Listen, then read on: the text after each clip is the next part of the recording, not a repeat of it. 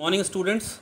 Here I am telling you Python today. So in Python, see where I am in a command prompt, and through it we will be just doing a coding of Python. So I'll be telling you a for loop. So as we know that for loop is used to print the number through the sequences. So if you want to run the loop, and we have to execute a block of code repeatedly until the condition is valid, then we can make use of a for loop. So we will do a small coding here. So first of all, I'll tell you the use of a membership operator, that is in. So the membership operator, that is in, it checks whether a value is present in a list or not. I'll create a list here first of all. See, I'm creating a list and I'm just putting some numbers inside the list. And what will happen now? I'll make use of a for loop for I in A. Now indentation starts and I'll try to print I. So now it will check, it will display all the numbers like 1, 2, 3, 4, and this in is a membership operator, and it will check whether the numbers that are present in the list, and it is going to display all those numbers. See, 1, 2, 3, 4, 5, like this. We can display the strings also. For example, I am taking another list, and that is I am typing some names here: Harry, Jerry, like this. So if I want to display it, again I am going through the for loop for I in A, and then print I. Now it will display Harry and Jerry because two numbers are there, and we should also understand that their locations in a list are like this. For example, Harry is placed on the location 0 and Jerry is displayed on the location 1. So whenever we are putting any variable, any value, so that value goes into the memory and it has a space allocated for it.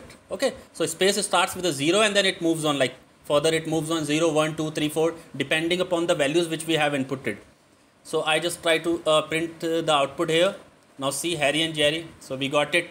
So now this is what this is a membership operator in. So in always checks the values in the list whether they are present or not. Now second thing, I'll tell you the range function. There is a range function, and the use of a range function is to loop through a sequence of numbers. So if we want to display the sequence of numbers, so we can make use of a range, like for I in range. Let's say I am giving some range like 5. So but one thing we should keep in mind, that if we are using for I in range 5, so now to loop through the sequence of numbers means, like I want to print some numbers. Now it will start from 0 and it will go up to 4. 0, 1, 2, 3 and 4 means these are 5 numbers, and if you will touch 5 means it is hitting the number 5, it means that the loop is going to break. Okay, so now I am just giving an indentation here and I am trying to print it, and what I will do, I will just give a pass a value here, that is I. So I am printing I, let's see, and the output is 0, 1, 2, 3 and 4. See, 0, 1, 2, 3 and 4 means how many numbers are there? There are 5 numbers, but the first number is starting from 0, as I told you. So initial values always starts from 0, and if it touch the final value means it is hitting the final values, the loop will break. Now another example I just want to give you for better understanding. Now for example, some of you will say, sir, why cannot I print the number which starts from 1 and we can just touch the number that is like 5? It can also happen. So for it also I am running a loop for I in range. It will start from 1. I am starting it from 1, for the first value that will be printed, that is 1, and it will go up to 5. So I am giving a final number, that is 6. So it will go like this: 1, 2, 3, 4 and 5, and as it will hit the number 6, the loop will break. Now see what I am doing, I am printing it and I am printing I here to see the output. Just I am pressing enter. Now see, 1, 2, 3, 4 and 5. So you can understand it like this also: 6 minus 1, 6 is the final value, 1 is the initial value, 6 minus 1 is equals to 5, so it is going to print the 5 values. Okay, so if you want to understand it logically, so then this is the better solution of it, like 6 minus 1 is equals to 5, so it will start from 1 because it is the initial value, and as it will hit the final value, that is 6, before it will move up to 1 to 5, so it will start printing the numbers from 1 to 5 only. Now for better understanding, let's see, if someone asks you that we have to display the sum of first 5 natural numbers. So first 5 natural numbers, and what would be the sum of first 5 natural numbers? As you know, we have to add 1 plus 2 plus 3 plus 4 plus 5. 5 plus 4 is equals to 9 plus 3 is equals to 12 plus 2 is equals to 14 plus 1 15. Let's see whether it will come or not. Okay, I will start from sum is equals to 0. So I am starting like this, sum is equals to 0 for I in range 1 comma 5. So the initial value is 1, like we will start from 1 plus 2 plus 3 plus 4. Okay, so now how many numbers are there?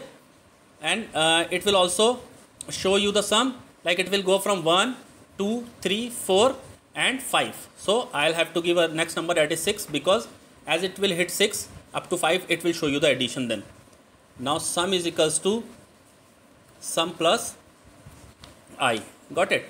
Now what I will do, I will print what I have to print the numbers. So but there is some error, like sorry, I haven't given like here for I in range, because I have to give a variable there that will search for the values for I in range 1 comma 6. Okay, no problem. I am pressing enter and just wait for I in range. Now it is asking to print. So what we have to print? We have to print sum, because answer is available in the sum.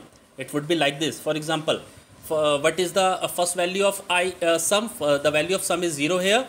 So 0 plus 1, the initial value of I is 1, 0 plus 1 is 1, the value of sum is 1, 1 plus the value of I is 2, 2 plus 1 is equals to 3. Next, the value of sum is 3, 3 plus 3 is equals to 6. Okay, the value of sum is 6, 6 plus 4, the next value of I is 4, 6 plus 4 is equals to 10, the value of sum is 10, 10 plus the value of I is 5, 15. As it will go 6, means it is hitting the final number, the loop will be break. Now see what will be the output. It should be 15, I suppose. Output is 15. So this much was from my side, students. Thank you.